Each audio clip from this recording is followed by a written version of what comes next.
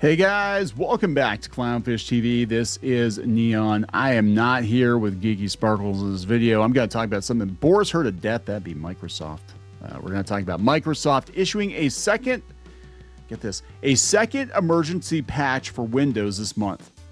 So this is a patch for the patch they issued a couple of days ago because their last update broke a lot of people's systems. What the hell is going on over there? What the hell is going on at Microsoft? We're going to talk about that, and then we'll throw in this news too that they're going all in on AI again, guys. They've just unveiled a new AI chip. I think that's where all of their resources are going to.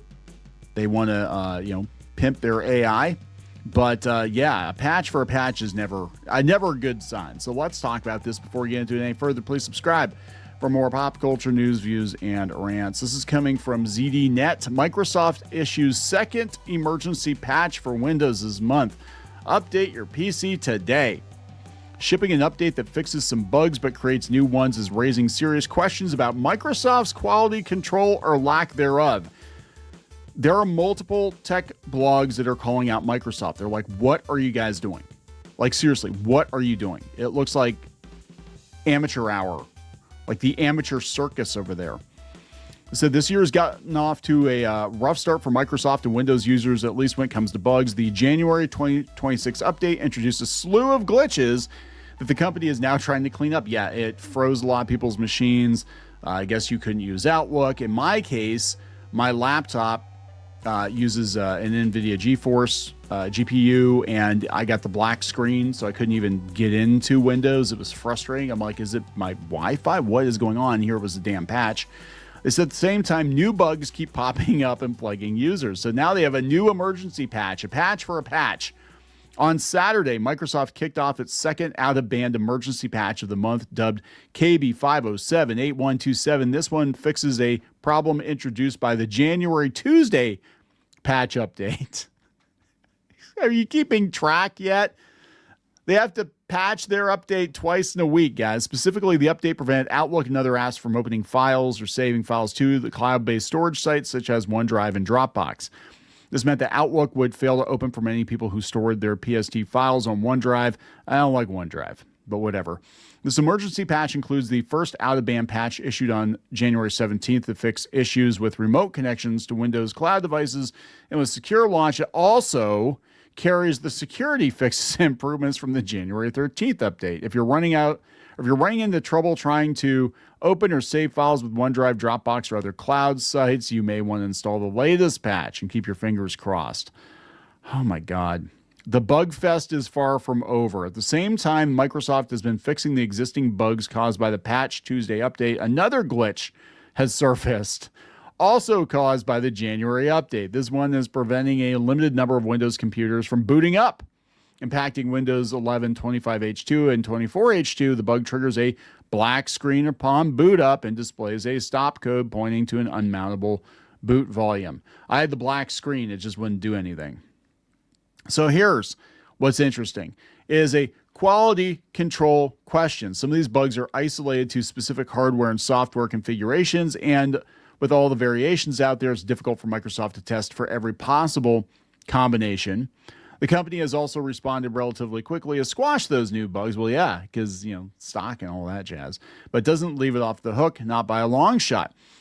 Also, I love this. Also, how to remove Copilot AI from Windows 11. There we go, guys. Pushing out an update that fixes some bugs only to create new bugs begs the question of what type of quality control is in place at Microsoft and how it expects people to trust it.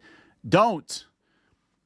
Just don't. If you can get off of Windows, get off of Windows. Again, Linux is your friend for now. I don't know if that could change or not, but Linux Mint is very, very easy to use.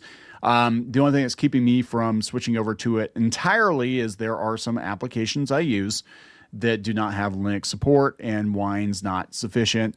But if I could switch everything over to Linux tomorrow, I would do it in a heartbeat. With only one supported client version of Windows, the onus has been on the company to make sure the OS is stable and reliable. Clearly, that is not happening. Not when regular Windows updates, they're supposed to fix problems, end up causing new ones. Wow.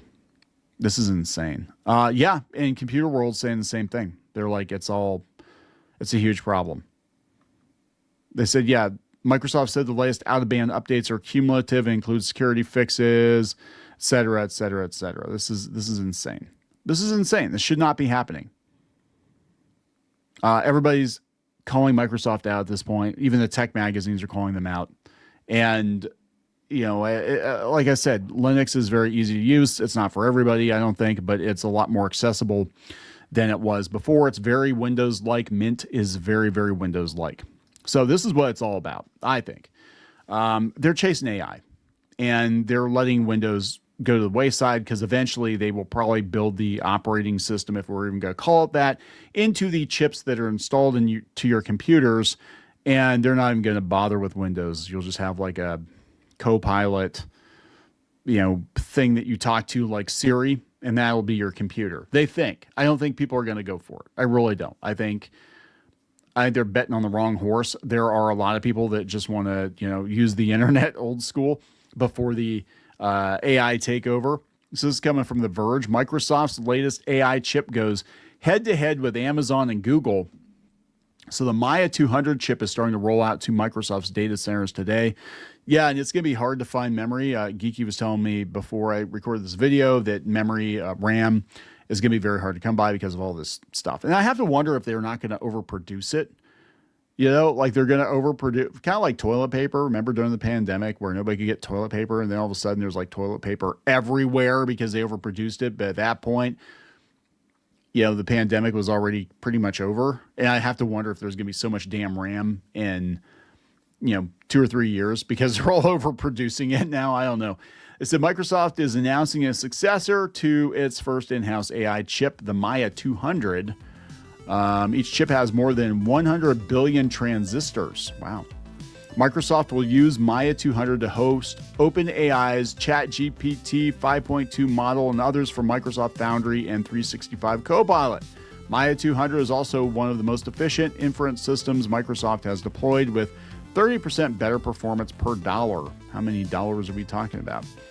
But here again, if you go out in The Verge, Windows 11, this is one of their top stories. Yeah, the first Windows 11 update of 2026 has been a mess, and they're talking about how they had to have 2 updates to try to clean it up.